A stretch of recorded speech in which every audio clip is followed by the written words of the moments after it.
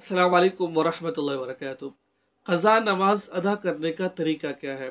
अगर किसी आदमी की नमाज़ें क़ज़ा हो गई हैं, अब वो उनको किस तरीके से अदा करेगा, उसका आसान तरीका मैं आपको आज बताने की कोशिश करूँगा। उम्मीद है कि आपको ये बात समझ आ जाएगी। देखो मेरे भाई दोस्त और बुज़ुर्गों, जो इंसान नमाज़ छोड़ देता है, वो नमाज़ उसको माफ़ नहीं है, वो नमाज़ उसको अदा करनी पड़ेगी, ठीक है ना? उसकी माफ़ी नहीं है उसकी। अब एक आदमी ने 10 साल बाद 20 साल बाद नमाज़ पढ़ना शुरू की। अब जो उसकी पिछली बक़िया नमाज़ें हैं बालिग़ होने के बाद, वो नमाज़ उसको माफ़ नहीं है, वो नमाज़ उसको अदा करनी पड़ेगी। लेकिन वो किस तरीके से अदा करे, उसको पता ही नहीं कि वो नमाज़ कदा। सबसे पहले आप एक बात समझ लीजिए, जो क़ज़ा नमाज़ें होती हैं उनमें सिर्फ़ और सिर्फ़ फ़र्ज़ पढ़े जाते हैं और सुन्नतें नहीं पढ़ी जाती, सिवाय वितरों के, ईशा के वितरों के। इसकी ईशा की नमाज़ आपने क़ज़ा करनी है, उसके साथ वितर आपने पढ़ने हैं। इसके अलावा आप फ़जर की नमाज़ पढ़ रहे हैं, असर की पढ़ रहे हैं, ज़ोहर की पढ़ रहे हैं, तो उस सूरत में आपको सिर्फ़ और सिर्फ़ फ़र्ज़ पढ़ने पड़ेंगे। इसका तरीका ये है कि आप आसान हर नमाज के साथ एक नमाज़ क़ज़ा कर लीजिए। जैसे कि मिसाल के तौर पर आप फ़जर की नमाज़ पढ़ने जा रहे हैं, फ़जर की नमाज़ सुन्नतें पढ़ ली, अभी 10 मिनट बाकी है, तो आप उससे पहले आप अपनी क़ज़ा नमाज़ लौटा सकते हैं, 2 रकात।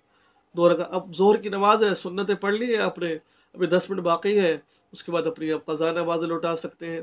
ज़ोहर की 4 फ़र्ज़ पढ़ने हैं, या फिर फ़र्ज़ पढ़ने के बाद आपके पास वक़्त है 4। इस तरीके से हर नमाज के साथ एक नमाज़ लौटानी है, और ईशा की नमाज के साथ फ़र्ज़ों के साथ वितर भी लौटाने हैं आपने, ठीक है ना? तो हर नमाज एक नमाज़ लौटा, और ये नियत करें कि या अल्लाह, जो मेरी जब भी आप नमाज़ पढ़िए, अल्लाह जो फ़जर की नमाज़ जो मेरी रह गई है ना, जो रहने वालों में सबसे पहली नमाज़ है वो मैं अदा कर रहा हूँ। ज़ोहर की नमाज़ जो रह गई है, जो सबसे पहली नमाज़ है वो अदा कर रहा हूँ मैं। इस तरीके से आप नियत करते रहें, जो उनसे वो आपकी नमाज़ अदा, या अल्लाह जो असर की नमाज़ रह गई है मेरी, सबसे पहले जो उनसी रह गई है उसको अदा कर रहा हूँ।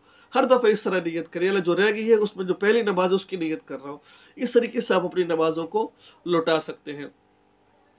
अब मैंने जैसे आपको पिछली वीडियो में बताया कि अपने कि आप जो क़ज़ा नमाज है वो आप असर के बाद भी अदा कर सकते हैं, सुबह सादिक से लेकर किस टाइम मर्जी अदा कर सकते हैं, सिवाय 3 वक्तों के, तुलुए आफ्ताब, गुरूब आफ्ताब, ज़वाल के वक्त। इसके अलावा किसी वक्त भी आप क़ज़ा नमाज अदा कर सकते हैं।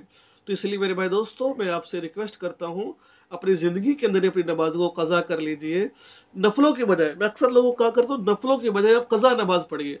जैसा कि आप असर की पहली 4 सुन्नतें हैं वो गैर मौक़ूदा है, आप उनको मत पढ़िए, आप उनकी जगह पर अपनी क़ज़ा नमाज लौटाएं।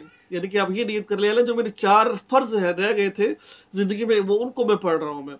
क्योंकि जो नफल हैं, जो सुन्नतें हैं गैर मौक़ूदा, इनका पढ़ना ज़रूरी नहीं है, पढ़नी चाहिए लेकिन ज़रूरी नहीं है।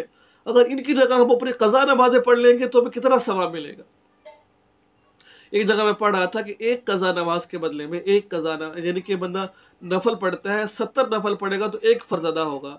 अगर 70 नफलों की जगह वो क़ज़ा नमाज़ों की नियत करे तो कितनी नमाज उसके ज़िम्मे से अदा हो जाएगी उसके ज़िम्मे से। इसलिए जो सुन्नत गैर मौक़ूदा है, नफल है, उनकी बजाय तमाम भाई अपनी क़ज़ा नमाज़ों को लौटाने की कोशिश किया करें। अल्लाह ताला से दुआ, अल्लाह ताला हम सबको अमल की तौफ़ीक़ नसीब फरमाए। वल्लाहु अअलम बिस्सवाब। अस्सलामु अलैकुम व रहमतुल्लाह। इस वीडियो को आगे ज़रूर शेयर करें, इस लिंक को आगे शेयर करें, ताकि बहुत सारे लोग इन मसाइल को सीखना चाहते हैं, उनको इन मसले का इल्म नहीं है। अस्सलामु अलैकुम।